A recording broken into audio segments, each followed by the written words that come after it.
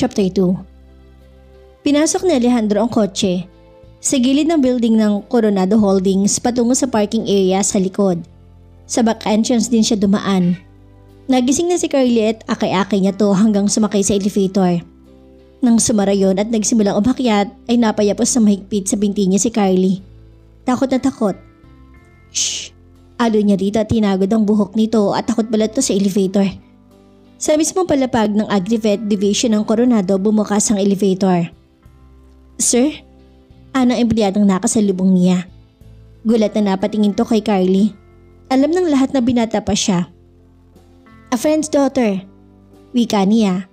Baka kasi chismis na may anak siya sa pagkabinata. Pwede bang iwan ko muna sa inyo? Wika niya patungkol sa lahat ng naroroon. Sure sir. Anong empleyadong karap niya. Ang cute mo naman, what's your name? Baling ito kay Carly. Ilang saglit pa ay pinagkakaguluhan na sa buong opisina ang bata. Aliw na aliw rin naman to na para bang ikinasisiyan ng gusto na pinagkakaguluhan nito. Napailing si Alejandro. Malamang na balang matapos sa trabaho. Samantala, patawid na si Pamela nang mamataan ng pamilyar na figura sa kanyang kaliwa. Si Brian at inaabangan ng pagpasok niya. Mabilis siyang tumawid at sa sulok ng mga mata ay nakita niyang tumawid din ito. A few meters to her left. Shit! Diretso siya sa entrance ng Coronado Building. Nginitian lamang siya ng guard doon dahil kitang kilalang kilala na naman siya dito. Diretso siya sa elevator. At nang eksaktong sumakay siya, nakita niyang kausap ng guard si Brian. Nagpawala siya ng inis sa buntong hinihinga. Bakit ba hindi niya naibiling sa guard na huwag papasukin si Brian? Nakita pa niyang tila nakangiti ang guard bago sumara ang pinto ng elevator. But of course, sigaw ng isip niya, Brian could charm the leaves of a tree. At hindi naman alam ng guard na may diferensya to sa isip. Umibi siya sa 6th floor kung saan siya nag-oopisina. Napakunot ang noon niya nang makita nagkakagulo ang mga kasamahan. Sa gitna ng mga iyon ni isang tansya niya 3-foot person na nakapula. Hinanap niya ang kasamahang si Jane. Nang makita hinagip niya to sa braso. Itago mo ako kay Brian. Aakit siya. Sabihin mong wala ako. Pamela? Bulalas naman ni Jane. Bakit ka nagpagupit? I'll tell you later. Basta itago mo ako kay Brian. Anya na nagpapanik na. Iniwan niya si Jane at naghanap ng pwedeng pagtaguan. Alam ni Brian kung saan naroroon ang cubicle niya. Pumasok siya sa opisina ng GM. The best na pagtaguan niya yun at wala pa naman ang kanilang boss na si Mr. Coronado. Naupo siya sa leather couch doon. Maya-may narinig niyang tumatawag at kumakatok si Brian.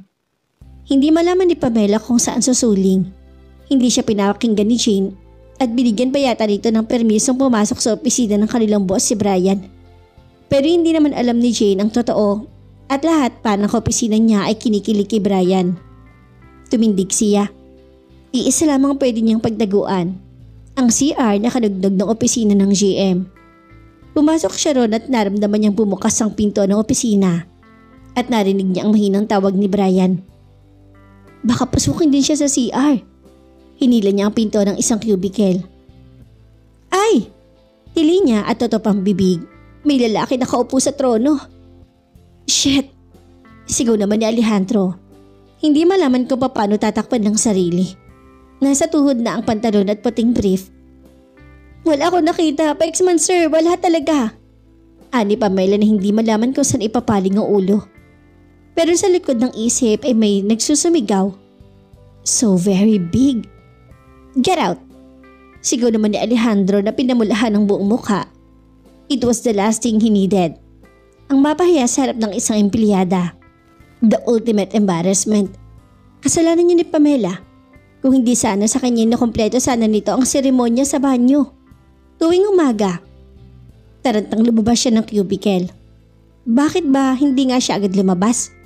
Nagsumiksik siya sa pinto ng banyo at hindi siya tuloy ang makalabas dahil takot siya kay Brian. May pakiramdam siya naghihintay sa labas. Maya-may narinig niya nag-flash ang toilet. Lumabas ang kanilang boss at ayos na ayos ng itsura. Diretso ito sa lababo at naghugas ng kamay. Pinatuyo yun sa dryer pagkatapos siya nagkuskus pa ng alkohol. Pinikit na Pamela ang mga mata at hindi niya malaman kung anong sasabihin sa amo. Sino ba sa kanila ang napahiya? Isa pa'y pilit na binubura sa isipan ng nakita niya kanina. So very big talaga. So hairy pa. Hindi man niya sinasadyain nanginig ang kanyang balikat. What are you doing here? Formal na tanong ni Alejandro, ngunit sa likod niyon ay hayag na nakatanim pa rin ang kahihiyan. Sorry sir, may pinagtataguan lang ako sa labas. Ani Pamela. Not so long time ago, bago pa dumating sa buhay niya si Brian, pinagpapantasyahan na niya ang kanilang boss. Ngunit marunong naman siyang humarap sa realidad. Hindi siya ang tipo ng babae na papansinin ni Alejandro Coronado. Nakita na niya ang iba nitong girlfriends at wala siyang sinabi. Kaya sa pakikipag-chat na lang sa internet niya itinoon ng atensyon. Ngunit ngayon nakita niya si ligaya at aliw ni Alejandro Coronado. Parang nabuhay na naman ang kanyang admiration at infatuation dito. Matim lang siya nitong tiningnan pagkatapos ay lumabas to ng CR. Sumilip siya sa pinto at naroon pa si Brian. Who are you? Dinigyan tanong ni Alejandro sa lalaki. I'm Brian Madriaga. Anito. Nakita niya nakipagkamay to kay Alejandro. I need to talk to my fiancé. You can talk to her after office hours, Mr. Madriaga. Formal na wika ni Alejandro. Wala namang balak si Brian na ipahalata kay Alejandro ang pagkabaliw. Magalang itong nagpaalam. Nanlumo naman si Pamela. Sino bang basta-basta maniniwalang baliw si Brian? Nang masilip niyang wala na sa opisina si Brian, ay saka lamang siya lumabas. Thank you sir. Wika niya. Forget it. Ani Alejandro at naupo sa likod ng desk. Tsak na nagtataka to kung bakit iniiwasan niya ang fiancé ganong mukha namang disente at gwapo.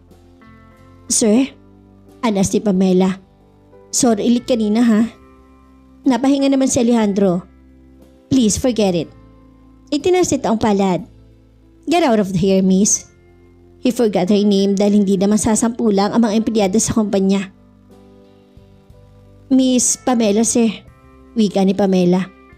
Then he remembered. Oh yes, Miss Pamela Conde, right? Ani Alejandro. Hindi basta-basta malilimutan ang pangalang Pamela sa panahong ito. Lihim niyang napangibi si Pamela nang marinig ang sariling pangalan. Nang lumabas siya ng opisina ni Alejandro ay nakasalubong niya si Jane. Bakit mo pinagtataguan? Usisa ka agad dito sa kanya. Bakit mo naman ako tinuro?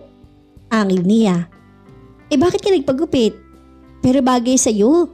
Imbes na wika ni Jane. Bakit mo nga ako tinuro? Ulit niya sa tanong na nanggigigil. Kawawa naman nag-away raw kayo last night at gusto niyang mag-sorry. Please Jane, pakiusap niya.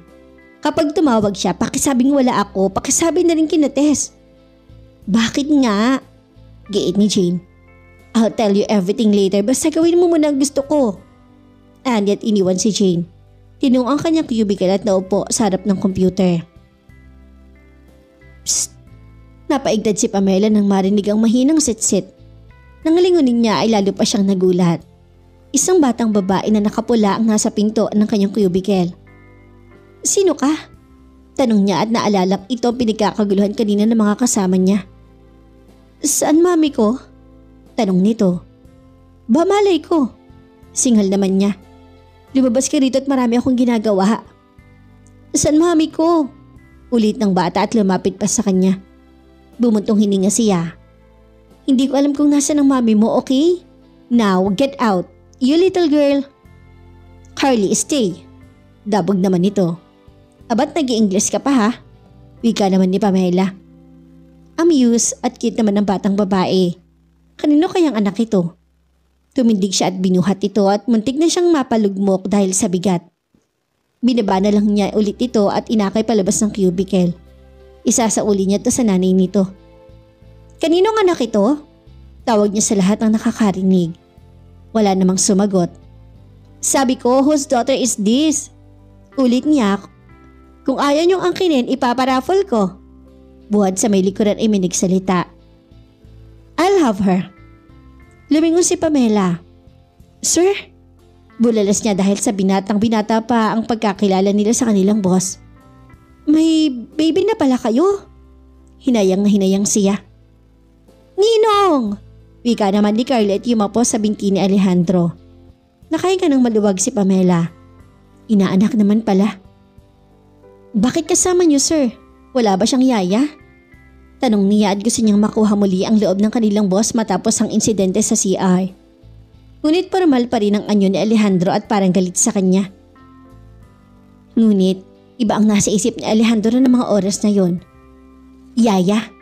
Kailangan nitong kumuha ng yaya para kay Carly. Inakin nito si Carly at nang papasok-sop isinay niya sa ng sekretarya na sumunod sa loob. Nakataas naman ang kilay ni Pamela. Bastos? Anong isip niya? Basta na lamang siyang tinilikuran. Umupo rin naman sa trono tuwing umaga. Malapit ng oras ng uwian at talumpihit na si Pamela sapagkat tuwing durungaw siya sa bintana ay naroroon si Brian at matyaga nag-aabang sa kanya. Nakasandal to sa pinto ng kotse. Paano ako uuwi? Hindi lamang yun. Buong maghapon ay tawag ng tawag ang lalaki dahil gusto nito makipag-usap sa kanya. Ngunit ayaw na talaga niyang harapin to. Nag-evaporate na pag-ibig niya rito. Marahil hindi naman talaga pag-ibig kundi fascination lang dahil nun ay feeling contessa talaga siya kapag kasama si Brian. At nakakalula ang isipin kinaiinggitan siya ng marami. He was too good to be true. She should have known that. Ang huling tawag ni Brian ay pagbabanta.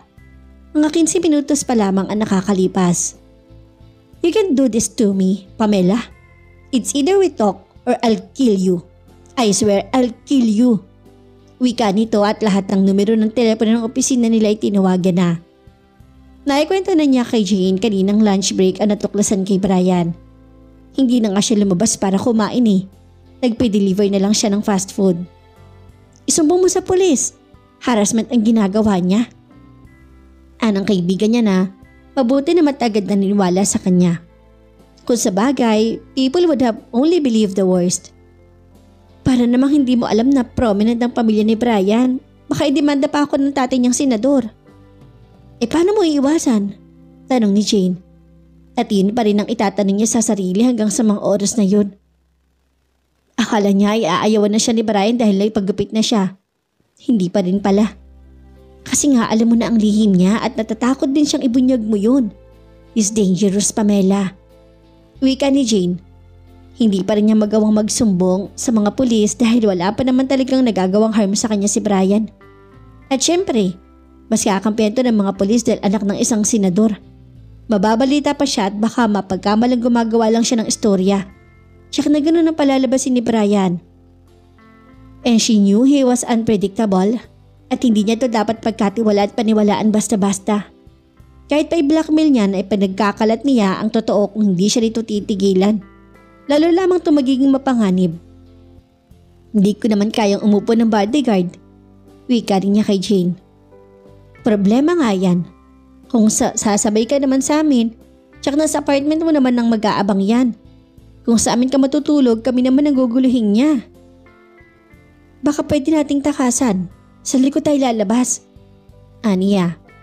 Pero paglabas natin doon, saan tayo tutuloy? Di sa pinaabangan din niya. Wika ni Jane. Magpapatawag ako ng taxi kay Simon. Aniya nang tinitukoy ay ang guard. Ngunit naalala niya ang ngiti nito kaninang umaga at parang nahulaan na niya na nakausap na ni Brian at inabutan na ng pera. Ngayon nag-umpisa ng magsiuwian ng ilan niya ng mga kaopisina. Mukhang dito pa siya matutulog. Nakagat niya ang hinlalaki at sige sa pag-iisip ng solusyon sa kanyang problema. Natigil lang ang pag-iisip niya nang marinig na pumalaaw ang inaanak ng kanilang boss. Ano na naman kayang problema? Nakita na lamang niyang tumatakbo ang bata habol ni Alejandro. Sa cubicle niya sumuot si Carly na sige sa pag-iyak. What is the problem, little girl? Tanong niya at nakasunod din si Alejandro dito. Tiim ang bagang nito. Come here, Carly. Wika nitong puno ng otoridad. Sa loob-loob ni Pamela talagang iiyak ang bata kung ganito ang mag-aalaga. No, dabog naman ni Carly. Nakayapos ito sa kundungan ni Pamela. Nagpawala ng buntong hininga si Alejandro at tumalikod. Dinig naman ni Pamela ang dumadagundong nitong tinig at mainit na talagang ulo nito. Akala ko ba may nahanap kang yaya?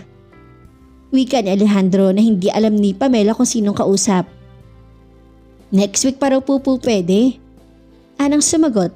Ang sekretary pala nito, si Cynthia. Ngayon ko mismo kailangan ng yaya. Sana sinabi mo na kagad. Ngayon ko rin lang naman nalaman na hindi pa pala po pwede. Katwira naman ng sekretarya.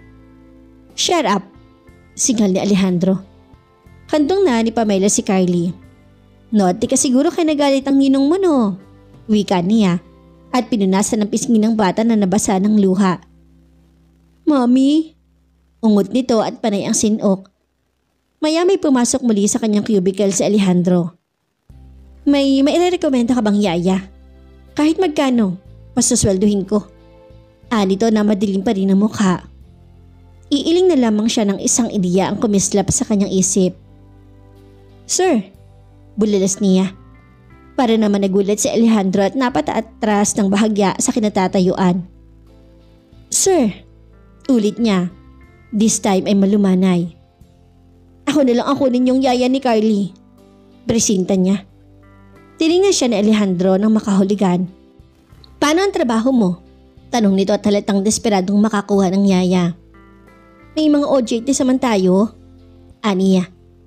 At bakit kaya man nagpipresentang maging yaya? Parang nagdududang tanong ni Alejandro. Mamaya ko nalang ipaliliwanag sir. Basta isama niyo na ako sa inyo ngayon. Aniya. Tell me why, Miss Conde. He commanded almost growling. Napalinok siya at mas malala pa yata kay Brian ang lalaking to. Sinabi niya tungkol sa iniiwasang lalaki. Matagal siya nitong tinignan at para bang sinusukat nito kung nagsasabi siya ng totoo. Sir, maganda ang trabaho ko rito. Nagtapos ako sa pag-aaral. Sa palagay niyo ba'y papasok akong yaya kung hindi lang talagang kailangan? Katwiran niya. Paano kung masundan ka rin ng boyfriend mo sa bahay ko? Baka mapahamak si Carly. Wika ni Alejandro. Sir, hindi niyo malalaman. Sa likod naman nakapark ang kotse niyo. Pag lumabas tayo magtatago ako sa ilalim. Sa sahig. Nagkibit balikat si Alejandro. Very well. You're hired. Wala naman talaga tong pagpipilian. Kesa naman mamroblema to kay Carly buong magdamag. We're leaving now. Ibibiling ko na lang kay Jane na kuhanin sa apartment ko ang mga gamit ko. At dalhin dito bukas. For the meantime, sir, dahil uniform lang ang damit ko, pahiramin niyo ako ng t-shirt at saka shorts. At saka yaya lang ako sir, hindi ako marunong magluto. Wika niya. Tumaas ang kilay ni Alejandro at intrimitida pa ang nakuha nitong yaya.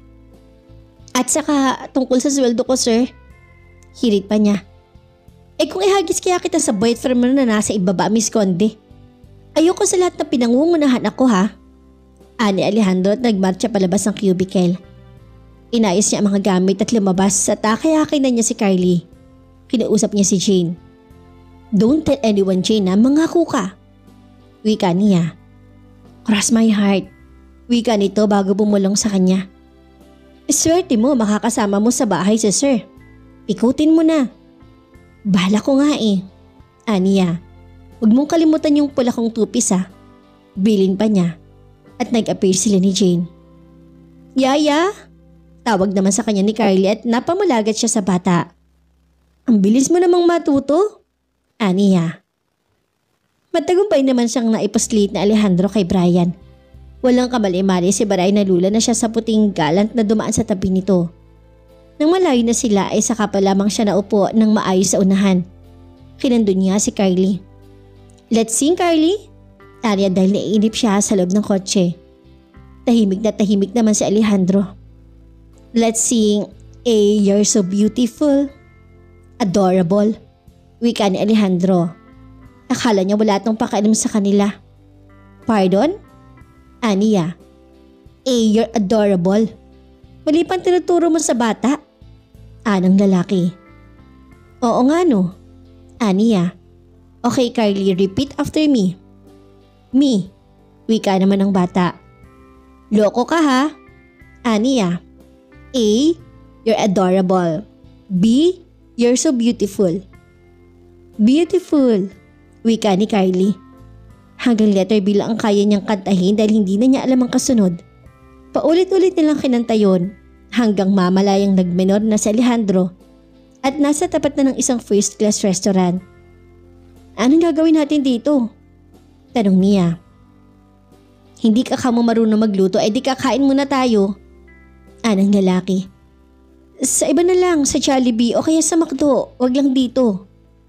Pinadilatan siya ng lalaki. Bakit? Hindi ka sanay sa ganitong lugar?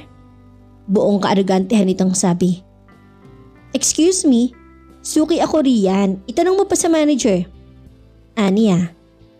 Diyan kami laging kumakain ni Brian. Baka makita niya ako rito, baka kumain din siya. At napabuntong hininga si Alejandro. Okay, sa kamayan na lang tayo. Hindi na siguro magagawi ron ng boyfriend mo. Ikaw ang bahala, ikaw naman na magbabayad eh. Wika niya. Napailing na lang si Alejandro. Sino ba nag-hire sa babaeng to? Naitanong niya sa isip. Nung palitan nito sa pwesto ang ama, naroroon na si Pamela. Baliw nga, tsak si Benji dahil pinatulan ang babaeng ito.